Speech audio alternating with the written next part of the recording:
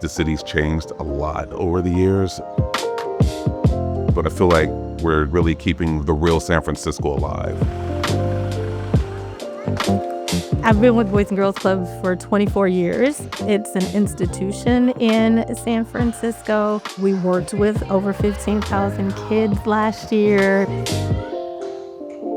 We want to have clean, safe, world-class environments for kids. In order to do that, it takes a mighty team working really hard. We're constantly trying to improve our spaces. So every day across the system, we have call center managers who are buying what the kids need. We're using government money, we're using donor money. There's a lot of compliance, making sure that we're spending grant dollars appropriately. You can't have lost receipts, you can't bill that to a grantor. Before we had RAMP, finance was pretty stressed out. Oh my gosh, I would dread having to do expense reports.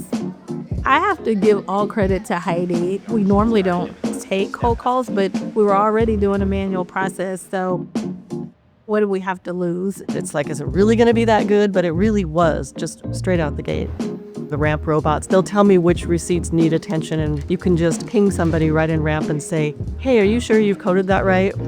It's training itself to understand the cost centers, the 15 locations. So we're not having to just make sure that every single transaction is coded and sliced exactly the way that it should be, because it just knows. I don't have to wait till the end of the month to get everything done. Approve. It's not this big process. It just makes it really easy. It frees me up to spend more time at clubs. I like to see our kids interacting with the spaces that we create because it constantly informs how we make things better.